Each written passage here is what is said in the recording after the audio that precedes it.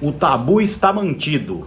A seleção brasileira enfrentou novamente a Noruega pela quinta vez na história e de novo não venceu. Pior, foi derrotada por 2-1 nas oitavas de final da Copa do Mundo de 2026 e está eliminada do Mundial. O jogo e a trajetória da seleção brasileira nos trazem algumas reflexões que têm como objetivo compreender a derrota e tentar criar uma perspectiva para o próximo ciclo da seleção brasileira visando a Copa do Mundo de 2030. Do ponto de vista do jogo, a seleção brasileira parece-me ter se comportado de duas formas. A primeira, nos 10 primeiros minutos, em que apresentava notoriamente uma marcação completamente desencaixada, e ela acabou redundando em menos de 2 minutos no gol norueguês corretamente anulado pela arbitragem por impedimento na origem da jogada. E dos 10 minutos em diante, incluindo o restante do primeiro tempo e todo o segundo tempo, conseguiu encaixar a marcação, mas preferiu fazer uma marcação frouxa, dando a bola para a seleção norueguesa, permitindo que a Noruega fizesse o seu jogo, ora de forma defensiva e num jogo até muito monótono, muito sem graça, de troca de passes no campo defensivo, sem querer a Noruega atacar e sem que o Brasil, com uma marcação frouxa, também quisesse recuperar a bola. Quando o Brasil passou a se comportar desta maneira a partir dos 10 primeiros minutos, a partir dos 10 minutos do primeiro tempo, em alguma situação com a bola já no campo de defesa do Brasil, a seleção conseguiu fazer a roubada de bola, que tinha se caracterizado em alguns momentos deste Mundial no campo ofensivo, aliás, muito próxima à área do time adversário, e foi numa dessas escapadas, aos 13 minutos do primeiro tempo, que o Brasil sofreu um pênalti que foi marcado pelo VAR. Olha, eu ainda tenho muitas dúvidas se de fato aconteceu o pênalti, né? Quer dizer, na dinâmica da jogada, aparenta ter sido, e eu no momento do jogo achei que tinha sido pênalti, mas com as repetições eu tenho a sensação de que o Matheus Cunha dobra a perna antes de haver o contato. De toda maneira, o juiz foi ao VAR, marcou o pênalti que foi mal cobrado pelo Bruno Guimarães, que vinha sendo, junto com o Vinícius Júnior, o principal jogador da seleção brasileira nesse Mundial. A tônica do jogo não mudou muito. O Brasil conseguiu algumas roubadas de bola, nas poucas vezes em que quis recuperá-la, mesmo no seu campo, de novo, né, não sendo esta uma característica do jogo de entrega a bola para roubar na saída do adversário. E teve uma segunda ótima chance já no segundo tempo com o Endrick, depois de uma enfiada do Vinícius Júnior que ele acabou errando, né, no segundo toque na bola, finalizando para fora, né? O que mais chamou atenção, acho que algumas coisas, duas delas chamaram muito atenção e são objetos, foram depois da partida e continuam sendo ainda no dia de hoje, um dia depois, né, da eliminação da seleção brasileira. A proposta de jogo do Brasil, o Brasil terminou a partida com 34% de posse de bola, e nós não estamos falando aqui de 34% de posse de bola contra uma seleção do primeiro escalão, né, contra a França, contra a Argentina, que ainda assim seria um percentual muito baixo em se tratando de seleção brasileira, mas a seleção brasileira decidiu não ter a bola contra a Noruega.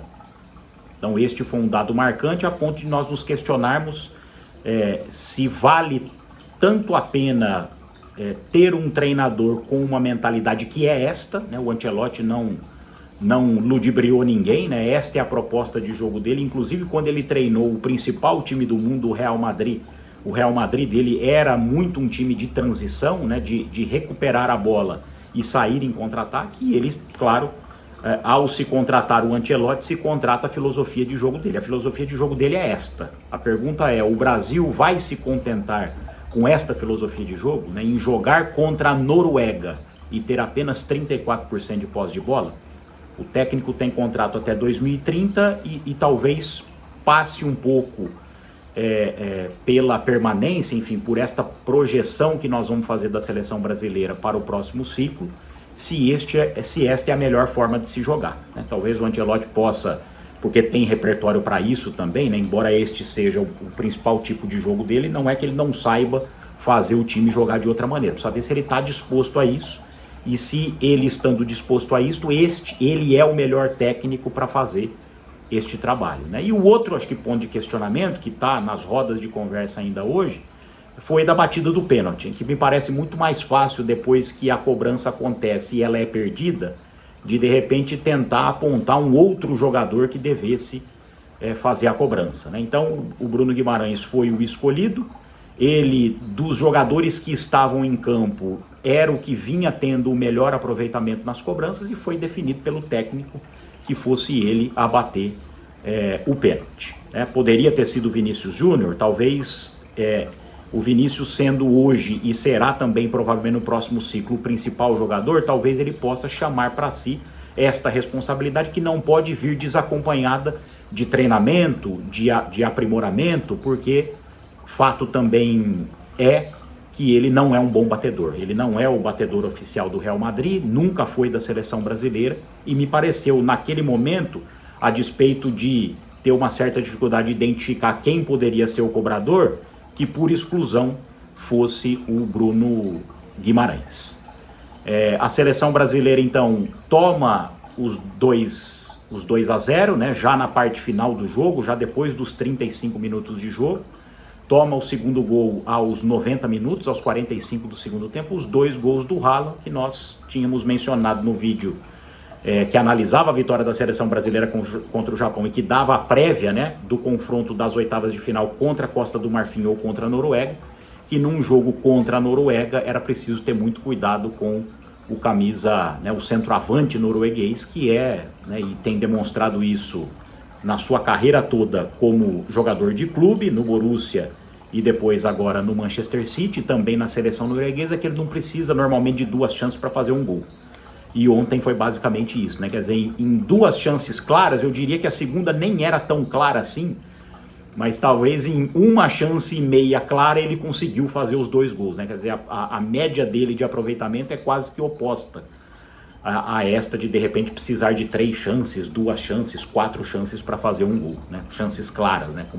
Como a gente vem mencionando.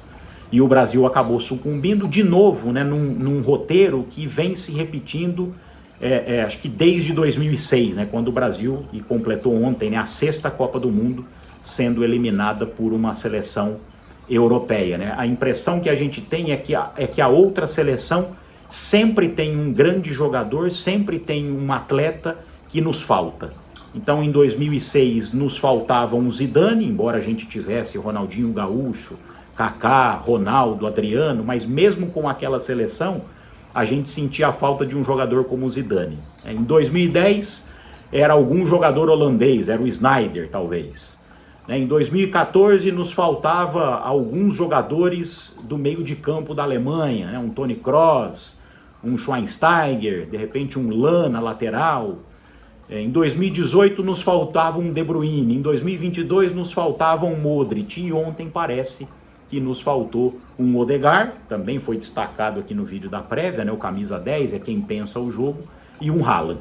Então, e nós estamos falando das últimas 3 eliminações de jogadores que integram seleções que não estão no primeiro escalão, né? O que também acho que acaba dizendo muito sobre o estágio em que se encontra a seleção brasileira já há alguns anos, né? O Brasil conseguiu diminuir com um gol do Neymar de pênalti.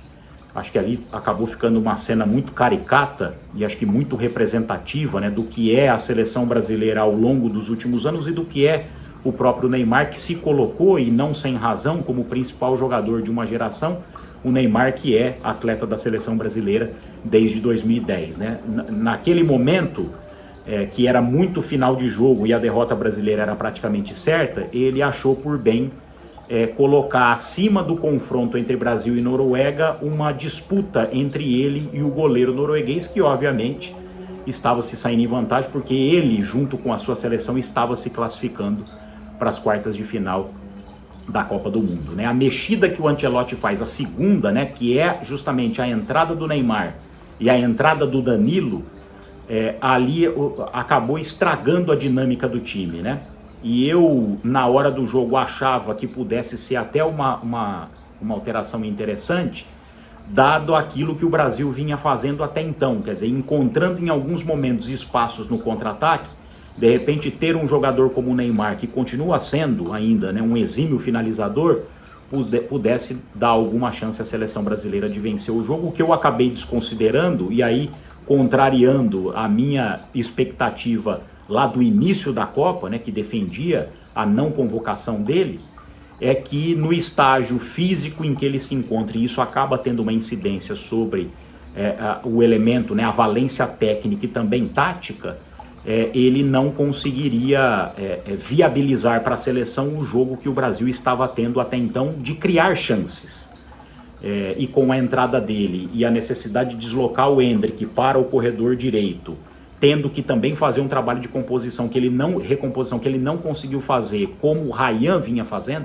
O Rayan, embora fosse um atacante de lado, ele tinha mais obrigações defensivas e se destacava mais por isso, e quando o Rayan sai, os 2 gols da Noruega saem pelo lado direito da defesa brasileira, e também com o deslocamento, não necessariamente um deslocamento, porque o Vinícius é de fato um jogador do corredor esquerdo, mas tendo que deixar o Neymar livre da marcação, ele passa a ter essa função também de recomposição. O Brasil perdeu ali talvez as suas 2 maiores virtudes que vinha apresentando ao longo da Copa e que naquele momento foram desfeitas por uma opção do técnico, né? Tanto na convocação, de ter determinados jogadores, e também no momento de fazer as substituições. O Brasil acho que tem muitas lições para tirar, e acho que também não é terra arrasada, como normalmente acontece depois de uma eliminação, ainda mais uma eliminação como essa, né, muito precoce. É a pior campanha da seleção brasileira em mundiais desde 1966. Então acho que o Brasil supera aqui uma geração de jogadores que os dados mostram é uma geração que fracassou. Então eu citei aqui o caso do Neymar. O Neymar é atleta da seleção brasileira e é o principal jogador da seleção brasileira desde 2010, e ao longo de 16 anos a seleção brasileira com o Neymar conquistou um título. Em 2013, o título da Copa das Confederações. O Brasil, além deste título, ganhou uma Copa América em 2019, mas sem a presença do Neymar, o que também diz muito sobre esta seleção, né? Então, uma seleção brasileira que no intervalo de 16 anos conseguiu conquistar apenas 2 títulos. Aqui eu falo da seleção principal, né? O Brasil conseguiu 2 medalhas olímpicas em 2016 e 2020, uma delas inclusive com o Neymar sendo um dos convocados em 2016, já naquela cota dos jogadores acima de idade, mas a conquista de uma medalha olímpica é como a conquista de um clube num torneio sub-20, né? Quer dizer, né? Em estágios que antecedem o profissionalismo, né? Então, o Brasil acho que tem, agora falando de uma perspectiva positiva, o Brasil tem bons jogadores jovens, alguns nem tanto, mas que ainda tem uma outra Copa do Mundo. Vai haver uma renovação muito grande, porque o Brasil repetiu nesta Copa, acho que 15 jogadores da Copa anterior. Este é um recorde. Nós estamos falando, né, de uma manutenção de um elenco sem que ele tenha vencido anteriormente, né? Algo parecido com isso aconteceu em 1974, em relação a muitos jogadores que tinham sido campeões em 1970. Mas agora o Brasil vai precisar passar por uma renovação. Se a gente pegar o time titular, então Alisson não tem, né, encerrou a sua participação na seleção brasileira. Danilo encerrou, Marquinhos encerrou, o Gabriel Magalhães não, e possivelmente o Douglas Santos também não. No meio de campo, o Casemiro encerrou, o Bruno Guimarães talvez tenha mais uma Copa do Mundo, tem 26 anos, vai ter 30, acho que tem totais condições de ser ainda um jogador de destaque com 30 anos. O Lucas Paquetá talvez com uma proporção menor aí de chances, e aí na frente o Vinícius Júnior vai continuar, o Rayan vai continuar, o Matheus Cunha vai ter também mais uma possibilidade de Copa do Mundo. E nós temos outros jogadores, né? O Danilo, que entrou, é verdade, entrou muito mal, mas tem condições, né, um meio campista, de fazer de repente um próximo ciclo bom e uma próxima Copa do Mundo. Enfim, nós temos outros jogadores que foram cortados. O Brasil tem o Estevão, o Brasil tem o Endrick, que era reserva, o Brasil tem, enfim, outros jogadores que o Wesley, lateral, que foi, né, estava no plantel até a preparação da Copa do Mundo e foi cortado. Então o Brasil tem aí alguns bons jogadores, não é nenhum, nós não temos ninguém brilhante, né? Nós vamos continuar tendo jogadores no mesmo nível ou talvez até em nível mais abaixo do que outras seleções, como é o caso da França, mas o Brasil tem bons jogadores para começar um ciclo e se de fato o Ancelotti for continuar, repito, ele tem contrato até 2030, ele tem condições, obviamente, de fazer um trabalho muito melhor do que ele vem fazendo, que é aquém da sua capacidade, mesmo dentro desta proposta de jogo. Se a proposta de jogo do Brasil com ele for esta, eu acho que ele vai ter melhores condições, agora mais tempo, de preparar o Brasil para o próximo Mundial, além também de ter a possibilidade de contar com jogadores que naturalmente ao longo desses próximos 4 anos vão surgir e que poderão integrar também o quadro da seleção brasileira. O Brasil então fica pelo caminho, a Noruega segue, vai enfrentar a Inglaterra nas quartas de final da Copa do Mundo e o Mundial segue, com muito provavelmente alguns grandes jogos ainda pela frente e talvez por causa disso, mesmo com a eliminação da seleção brasileira, a gente possa voltar aqui para fazer outras análises sobre o que este Mundial ainda apresentar. Um abraço.